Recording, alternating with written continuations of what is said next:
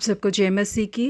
इस सुबह के समय हम एक वचन अध्ययन करेंगे जो निर्गमन की पुस्तक दूसरे अध्याय के 9वें वचन से है। तो इस बालक को ले जाकर मेरे लिए दूध पिलाया कर और मैं तुझे मजदूरी दूंगी। विश्व भर में बेहद मशहूर परिवारों में माता पिता ने भले ही अपने जिम्मेदारियों को बहुत ही बेहतरीन तरीके से निभाया हो और उसके लिए प्रशंसा भी हासिल की हो, परंतु अपने बच्चों का सही मार्गदर्शन न करने के कारण उन बच्चों का जीवन कैसे नष्ट हो गया, इसके कई उदाहरण हम इतिहास में देख सकते हैं। अमेरिका के इतिहास में ही बेहद प्रसिद्धि पाने वाले एक व्यक्ति है अमेरिका के दूसरे राष्ट्रपति रह चुके जॉन एडम्स। परंतु उनके परिवार के सारे बच्चों का जीवन गलत राह पर चल रहा था। उनकी बड़ी बेटी एबिगेल ने एक गैर जिम्मेदार व्यक्ति से शादी की। उनकी मृत्यु के बाद अपने बच्चों को अपने माता पिता के यहाँ छोड़ दिया उनकी परवरिश के लिए। जॉन एडम्स के बेटे चार्ल्स ने परिवार की संपत्ति को बेकार में उड़ा दिया और उन्हें शराब की लत होने के कारण जल्द ही उनकी मृत्यु हो गई और चार्ल्स की विधवा पत्नी की जिम्मेदारी को भी उसके माता पिता को ही उठानी पड़ी। जॉन एडम्स के तीसरे बेटे थॉमस बॉयल्सटन की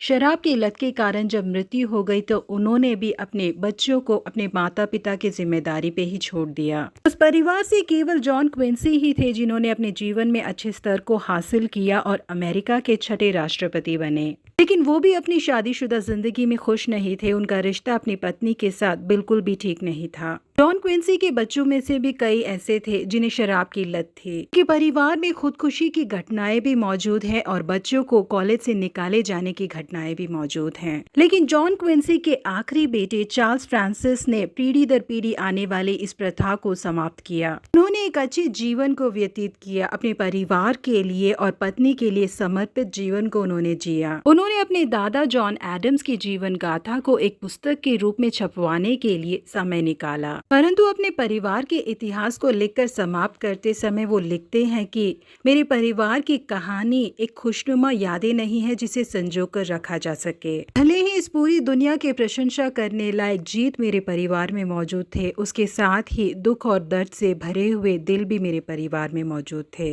मेरे परिवार में बहुत ज्यादा ज्ञान और बेहद ज्यादा शर्मिंदगी मौजूद थी करके उन्होंने उस पुस्तक को लिखकर समाप्त किया है। जी हाँ प्रिय परमेश्वर के लोगों, भले ही समाज में हमारा एक ऊंचा स्तर हो, हमारी हर एक लोग प्रशंसा करते हो, लेकिन उसी राह पर हमारे बच्चे चल पाते हैं या नहीं, इस बात पर हमें बहुत ही ध्यानपूर्वक रहना चाहिए। यदि हम प्रार्थना के साथ और परमेश्वर की सहायता के साथ बच्चों की परवरिश करेंगे तो वो निश्चय ही परिवार के लिए और परमेश्वर के लिए एक सम्मान को जोड़ने वाले बच्चे बनेंगे। शमूएल को इस